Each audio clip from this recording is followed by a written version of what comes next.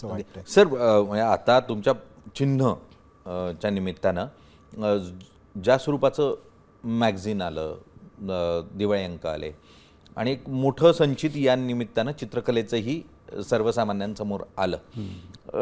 यामागचा विचार काय होता ज्यावेळेला तुम्ही 87 साली हे सगळं सुरू केलं? त्यावेळेचा विचार काय होता की कारण चित्रकलेच्या विश्वाला वाहिलेलं किंवा कला विश्वाला वाहिलेलं असं एखादी प्रॉडक्ट घेऊन येणं, ते कमर्शियली किती सक्सेसफुल होईल हे कुणालाच ठाऊक नव्हतं, की अनेकदा तोटाच करणार होतं. पण तरी ते करावं असं कुठे वाटलं आणि का वाटलं? कसं झालं, मी ज्यावेळी कॉलेजमध्ये असताना शेवटच्या वर्षी मी पत्रकारितेत आलो बरं. आणि मेनस्ट्रीम जर्नलिझममध्ये होतो मी. आणि मला असं वाटलं इथे काहीतरी आपल्याला करता येईल, लिहिता येईल किंवा चित्रकलेविषयी प्रसार पण करता येईल. लिहिण्याची तर आवड अगदी कॉलेजमध्ये बसल्यापासून होतो. पण दुर्दैवानं माझा तिकडं ना हे होत गेला, हिरमोड झाला. अपेक्षाभंग होत गेला. की आता कसं आता एकांकिका झाली, ती पहिली आली तर पहिल्या पानावर पण बातमी येते की नाही? तसं त्या काळात नव्हतं आमच्या काळामध्ये.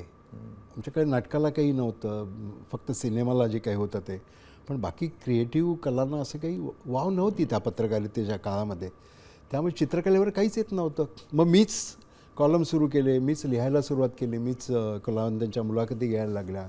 पण त्याच्यात असं व्हायचं की बरेचदा ते काढून ठेवलं जायचं की काय चित्रकलेचं आहे, जाऊ ते बाजूला ठेवा. म्हणजे आता अगदी बर्वेंचाच किस्सा सांगतो. आमच्या मुलुंड सेवा संघामध्ये बर्वेंची एक मुलाखत केली होती. सुधाकर लवाटे म्हणून आमचे शिक्षक होते आणि खूप सुंदर मुलाखत झाली ती. त्याचं रिपोर्ट कंप्लीट आमच्या नलिनी भागवत म्हणून आमच्या शिक्षिका होत्या, त्यांनी तो लोकसत्तेला आणून दिला. तर मी असं तिथून जात असताना लक्षात आलं की अरे बर्वेंचं काहीतरी आहे, म्हणून मी तो वाचला. हे कधी येणार आहे म्हणलं, येईल 1-2 दिवसात येईल. पण तो काही आलाच नाही रिपोर्ट. आणि मी थक्क झालो. म्हटलं असं काय, 8-1 दिवसांनी फक्त एक फोटो आलेला दिसला आणि खाली ओळी फोटोच्या. तर मी त्यांना विचारलं, म्हटलं असं का केलं? नाही, आम्हाला हे एवढंच महत्त्वाचं वाटलं.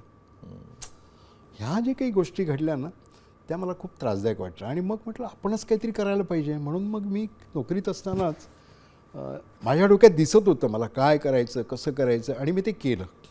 मग त्यावेळी काही हे नव्हते आमच्याकडे एवढी, म्हणजे त्यावेळी कम्प्युटर तर नव्हताच. आम्ही चक्क टायपरायटरवर अंक तयार केला होता. तो टायपरायटरवर टायपोग्राफी करून मग त्याची प्रूफ काढून प्रिंट करायचं वगैरे वगैरे.